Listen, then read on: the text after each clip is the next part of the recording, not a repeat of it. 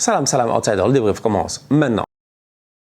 Le Paris Saint-Germain fait match nul aujourd'hui, 1-1 face à Toulouse. Franchement, on va être sérieux. J'ai juste une seule question à vous poser. C'est Mbappé, il veut quoi?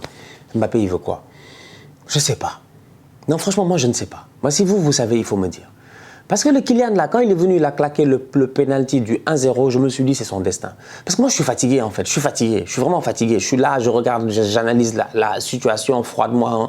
Je regarde le truc, je me dis, OK, il est de retour. Je vous l'avais dit en pré-saison, dans les vidéos précédentes sur Kylian Mbappé, que le Paris Saint-Germain va commencer la saison. Ils ne vont pas marquer de but, un match, deux matchs. Mbappé va revenir, c'est lui qui va marquer. Aujourd'hui, quand il a marqué, je me suis dit, c'est son destin. En fait, bizarrement, il va venir. Il n'arrive pas à marquer. C'est lui qui claque le but 1-0 et le Paris Saint-Germain va gagner. Après, il y a eu ce truc de Achraf Hakimi où tu te dis, objectivement parlant, il n'a pas fait exprès. Franchement, je pense qu'il court, il ne regarde pas, il court, il essaie de faire un geste défensif. Et donc, du coup, derrière, voilà, il lui marche dessus. Il marche sur Aboukhlal. L'arbitre siffle le penalty. Il y a un penalty. Toulouse égalise. Mais à la fin de la journée, Mbappé, il veut quoi? Le Mbappé qui marque le penalty, qui va célébrer, tout ça, etc. Il est très chaud et tout. Il veut quoi? Moi, je veux savoir, en fait. Je veux savoir. Aujourd'hui, quand Kylian est rentré, c'était cohérent. C'est très cohérent. Le Paris Saint-Germain est en train d'évoluer calmement. On vous l'a dit ici, c'est pas la peine d'être pressé. C'est pas une question de marquer des buts ou quoi que ce soit. Tu as perdu Messi, tu as perdu Neymar et tu es peut-être sur le point de perdre Kylian Mbappé. En tout cas, on ne sait pas encore. Le 31 août est encore un peu loin. Donc du coup, tu regardes la situation et tu te dis, c'est un PSG qui change. Tu as un nouveau coach. Il va travailler sur des nouvelles bases. C'est une philosophie qui est complètement différente de tous les gars qui sont passés précédemment. Donc du coup, évidemment, ça va prendre du temps. Le gars, il est perché. Vous avez vu Luis Enrique, il fait ses entraînements. Il est sur des échafaudages. Il est sur des échafaudages. Sur des échafaudages. Tu le vois, il est en hauteur là, comme ça. Il a dit qu'il a besoin de voir les gars en hauteur. Donc Luis Enrique, il est dans ses délires. Il n'y a pas de problème. On le connaît très bien. C'est un grand Twitcher. Maintenant, je rigole. Mais quand même, soyons sérieux. Luis Enrique, il est là. Il est en train de travailler. On voit que cette équipe-là est en train de travailler. Franchement, le style de jeu est intéressant. Tu vois que petit à petit, le PSG commence à développer une identité qui lui sera sûrement propre, une identité qui ressemble beaucoup à ce que Luis Enrique a eu à faire précédemment. Tu vois pas mal de choses. Il tente des choses. Bon, j'ai pas compris. Achraf Hakimi sur le côté gauche, tu me diras, je sais pas, mais j'ai pas compris. Mais il tente des choses. Ougarté au milieu de terrain, il est plutôt bon. Franchement, il y a rien à dire. Récupération de balles, relance rapide et tout. Le boy, il jaillit en fait. Il jaillit. Moi, je regarde Ougarté, je me dis non, mais c'est ce que je pensais. Bon, je sais pas, on va voir ce que ça va donner, mais après deux matchs, ça fait un peu comme Lucas Torreira quand il était arrivé à Arsenal. Il était chaud au début et tout, tu vois. C'est ce genre de vibe-là que ça me donne. Vitinha, aujourd'hui, il peut même marquer à un moment donné, tu vois. Il manque un tout petit peu de vitesse, mais il se projette bien. Zahir Emery, je pense, c'est lui qui. C'est bien lui, non, là, volé et tout, qui claque son but, mais t'as offside, non, ouais, t'as un hors-jeu. Donc, tu regardes, tu te dis, ok, il y a quelque chose en fait. Les gars sont en train de travailler, il y a quelque chose. Il faut être patient. Faut être patient. Tu ne peux pas te lever un bon matin. Et puis, voilà.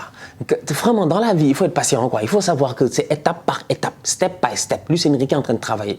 Mais ça revient à ma question initiale. Mbappé, il veut quoi? Mais Kylian, dis-nous. Parce que moi, je suis fatigué. Kylian, il rentre sur le terrain, il est perché là-bas. Gauche. Dembous, grand bandit. Il a fait double crochet, il est rentré, il a glissé, c'est dommage. Il a frappé le ballon sur son autre jambe, il a raté sa frappe, alors que là, il y avait le but du 2-0. C'est pas grave, Ousmane Dembélé va avoir le temps de performer durant les prochaines semaines, je n'ai aucun doute. Cependant, aujourd'hui, je pense que ce Paris Saint-Germain-là, s'ils réussissent à garder Kylian Mbappé, il y a quelque chose à faire. Gonzalo Ramos, Kylian Mbappé, il y a quelque chose à faire. Gonzalo Ramos est un boy qui est éteint. Quand je dis éteint, c'est pas qu'il n'est pas bon. Non, c'est qu'il n'est pas dans les... Tu vois, c'est pour cela que moi, dans ma tête, j'ai regardé le match, j'ai dit, mais attends, moi, je suis assis, j'ai dit, Bellingham, Mbappé. Bellingham, Mbappé. Tu sais, moi, des fois, je sais pas, moi, des fois, peut-être je suis dans des délires, peut-être ça fait aucun sens. Mais Bellingham, Mbappé, j'ai dit, en termes de... Nous, on parlait Mbappé, Vinicius, en termes de personnalité, est-ce que ça va marcher, machin. C'est pas Vinicius, Vinicius n'est personne, Vinicius, c'est notre copain. Vinicius, c'est mon ami, c'est moi, c'est mon ami, c'est mon copain. Bellingham n'est pas notre copain. 20 ans, arrogant comme tout, vous avez vu Bellingham. Jude, mais vous avez vu Jude, vous êtes fous? Mbappé et Jude, dans le même vestiaire. Machin, c'est qui le patron? Aujourd'hui, Marquinhos, il a le brassard de capitaine, c'est Kylian Mbappé qui va parler à l'arbitre, qui va se plaindre auprès de l'arbitre, qui demande à l'arbitre, ouais, mais non, mais tu sais, le penalty, ouais, mais non, monsieur l'arbitre, s'il vous plaît, machin, ça, il discute. Il va voir Donnarumma, vas-y, mon gars, essaie d'arrêter et tout ça. C'est Mbappé. À la fin du match, il va voir l'arbitre, il se plaint encore. C'est Mbappé. En fait, Kylian, il reste ou il reste pas? Là, il agit comme un gars qui est vraiment intéressé, en fait. Là, il agit comme un gars qui est intéressé. Si ça, c'est du cinéma, Mbappé, ne te fous pas de nous. Kylian, on est fatigué. Franchement, on est fatigué. Boy, Kix, on est fatigué, quoi. On sait que tu es fort au football, il n'y a rien à dire, tu te gères, mais franchement, nous, on est fatigué parce qu'on ne peut plus comprendre ce qui se passe. La manière à laquelle il était impliqué aujourd'hui, je me suis dit, non, lui, il va rester. Mba partira pas. Mba partira pas. Mba reste. Franchement, Mba stay. Mba sekeda. Je ne sais pas. Parce que là, franchement, il avait l'attitude d'un gars qui voulait vraiment gagner ce match-là. Tu me diras, c'est un compétiteur, je te dirais, ok, il n'y a pas de problème. Il marque, il va célébrer, il est chaud, il n'y a pas de problème. Mais tu sens vraiment qu'il y avait quelque chose, quoi, quand même, franchement. On a regardé un peu, tu regardes, tu t'es dit, mais je regarde sa tête. Moi, quand j'ai regardé sa tête, j'étais comme, le boy, il est derrière, quoi. Donc, il veut quoi? Là, en ce moment, c'est le moment d'être édifié. Boy, prolonge ou ne prolonge pas, mais dis-nous. Sincèrement, dis-nous. Franchement, dis-nous. Tresse-nous ou détresse-nous. Je dis bien, tu nous tresses ou tu nous détresses. Sincèrement, fais le shampoing, tout ça, etc. Mais dis-nous, parce que nous, on est fatigués. Je veux comprendre.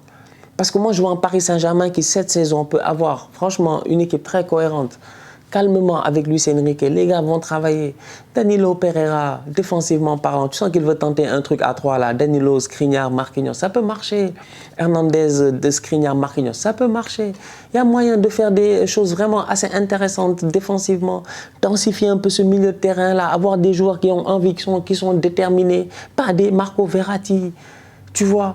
Quand je vois Zahir Emery, je vois Vitinha, je vois, comment il s'appelle, je vois Ugarte, je me dis, voilà, des gars, ils ont envie de gagner, en fait. Donc, même quand ils font match nul, tu n'es pas forcément fâché.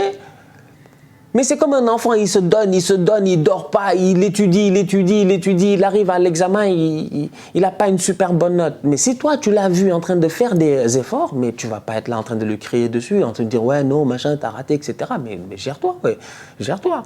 Pas comme ça. Franchement. Donc aujourd'hui, moi, quand je vois cette équipe du PSG là, je dis, ok, il y a un travail qui est en train d'être fait. Franchement, ça a changé. Les bails ont changé. Mais le seul problème qui n'a pas changé, c'est Mbappé. Il veut quoi? Il reste ou il reste pas? Il a qu'à édifier les gens. Moi, c'est là où j'en suis arrivé. Sinon, à part ça, ils ont fait match nul 1-1. Comme je dis, ils ont manqué de chance. C'est tout. Pour moi, ils ont manqué de chance. Hein. C'est vraiment, ils ont manqué de chance parce que, ok, Toulouse fait un bon match aussi. En fin de match, Toulouse est très intéressant. Ils tentent quelques petits trucs et tout, mais Paris devait gagner ce match-là. Et après, voilà, tu as ce penalty où tu te poses des questions. En ce début de saison, il y a vraiment pas mal de décisions arbitrales qui sont litigieuses à gauche, à droite, où on ne comprend pas. Parce que moi, je me dis, tu sais, Achraf, il court quoi, en fait. Ok, il lui marche dessus, il court. Bon, le boy, même s'il récupère le ballon, il se retourne. Est-ce qu'il y a forcément danger de but? Si c'est dans l'autre sens, si le boy, il va vers les buts, si Abourlal, il va vers les buts, c'est le ballon, il vient, il doit frapper, il doit truc, je m'en fous en fait. Il va vers les buts, en face à Donnarumma, ou même s'il y a un autre défenseur qui arrive, et là tu lui marches dessus, là c'est action de but, là il y a un truc. Mais là, il est dans le sens contraire, il est certes dans la surface de réparation, donc je ne sais pas. Franchement, je ne sais pas. Donc ils ont manqué de chance un tout petit peu. Mais à mon humble avis, c'est une équipe qui est en train de travailler, mais d'ici le 31 août, il va falloir que Kylian Mbappé se décide. Parce que si Mbappé, c'est vraiment son plan, si c'était ça son plan, moi, je sais pas, moi j'entends les théories là, tu sais, moi je suis pas trop dans les théories du complot, machin, mais apparemment, les gars disent que c'est ça, c'était ça le plan de Mbappé en fait. Mbappé c'est un bandit, il voulait virer tout le monde, il voulait créer sa propre équipe, ramener son ami Ousmane Dembélé, machin, tout ça, etc. Mais khalas, d'accord, il a fait ça, ok, mais maintenant, s'il a fait ça, il a qu'à renouveler, comme ça, il permet au club d'avancer sereinement, de faire un recrutement serein en fait dans les prochaines semaine, d'avoir un effectif compétitif. Aujourd'hui, c'est lui la star de l'équipe, il n'y a absolument rien à dire. Marquinhos a le brassard, mais le vrai capitaine, nous tous, on le sait, c'est Kylian Mbappé, capitaine de l'équipe de France, capitaine du Paris Saint-Germain. Donc maintenant, s'il a décidé d'être une star au PSG, tant mieux. Mais décide-toi maintenant. Sinon, va au Real, va jouer avec eux. Mais attention, parce que là, moi, je pensais à Vini, mais il y a un boy là-bas, il est en train de s'imposer comme un patron. Il s'appelle Jude Bellingham, il a 20 ans. Je vous rappelle que dans l'histoire, ça me fatigue. Ça me fatigue. Tu sais, moi, mes vidéos, là, je regarde le match, après je viens, je parle. Durant le match, je fais prends quelques notes, des trucs, etc. Après, il y a des trucs qui me viennent comme ça en tête. Bizarrement. Boum. Tu vois. De la même manière que je me suis dit tout à l'heure, en plein match, ouais, Mbappé, Bellingham, en termes de personnalité, je ne sais pas, on va voir ce que ça va donner. Peut-être ça peut marcher, peut-être ça peut ne pas marcher, mais Jude, en tout cas, il a l'air d'avoir une personnalité forte. Et Kylian aussi, il a une personnalité forte. Et moi, j'ai vu les parents de Jude là, les parents de Mbappé là, ça fait très chaud, franchement. Mais après, dans ma tête, il y a un truc là, tout de suite, ça vient de passer. Fiou, c'est comme une étoile filante. Fiou, c'est passé en fait, une idée. Et je me suis dit, tu vois, quand Kylian il arrive de Monaco au PSG et que Neymar il arrive du Barça au PSG, c'est normalement c'est Neymar Mbappé. C'est vraiment Neymar, c'est Mbappé.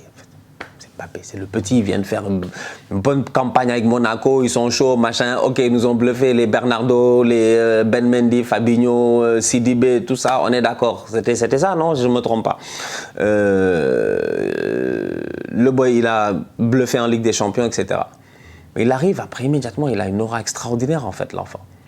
Petit à petit, qu'on le veuille ou non, malgré tout l'amour qu'aujourd'hui certains fans du PSG ont encore pour Neymar, et avec de raison, parce que Neymar c'est un grand joueur. Neymar aujourd'hui il est parti en Arabie Saoudite. J'ai pas eu l'occasion de faire de vidéo là-dessus même, mais bon, voilà, on en a parlé avec Bilou un peu la dernière fois et tout. Moi Neymar, j'ai énormément de respect pour lui, tu vois. Aujourd'hui il a qu'à aller tranquille bouffer son argent. En tous les cas, il a bouffé beaucoup d'argent, donc il a qu'à aller à bouffer son argent et puis jouer son meilleur football. Et si en Arabie Saoudite ça lui permet de reprendre la forme physique, mentale et tout, et de pouvoir performer à la prochaine Copa América avec le Brésil au top, mais tant mieux. Moi je serais très heureux pour Neymar et c'est tout le mal que je lui souhaite, franchement. C'est juste dommage que finalement il n'ait pas eu la carrière que nous on aurait tous souhaité qu'il ait, c'est-à-dire gagner des ballons d'or, être champion du monde, tout ça, etc. Mais bon, c'est pas encore terminé, on va voir, peut-être revirement de situation. Mais bref, tout ça pour dire que mon boy Kylian Mbappé, il arrive, Neymar, Mbappé petit à petit, prend le dessus. Combien d'années meilleur buteur, etc. C'est le patron de l'équipe.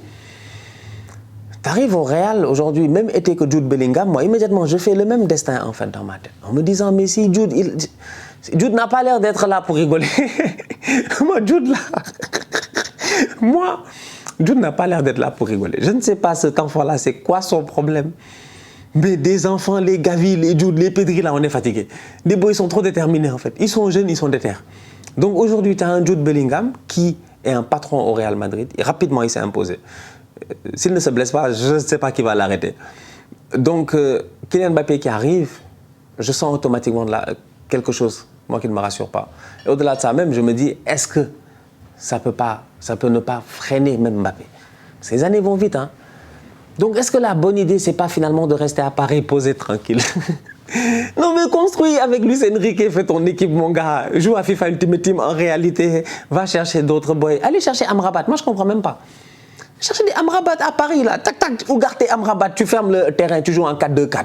Non, franchement, pourquoi pas tenter quelque chose comme ça? Donc, on va voir. En tout cas, c'est toutes les pensées qui me sont passées par la tête durant ce match-là où le Paris Saint-Germain a fait 1-1 face à Toulouse. Marquinhos, rapidement, de temps en temps, il m'a rassuré et de temps en temps, il m'a stressé. Je ne sais pas, j'ai été mitigé. Donc, on va attendre de voir. Va falloir qu'il reprenne quand même du poil de la bête. Je m'attends vraiment à un Marquinhos guerrier, un Marquinhos qui s'impose, un Marquinhos capitaine, un Marquinhos grandiose sur le terrain. Donc, on va voir. La saison est encore très, très jeune.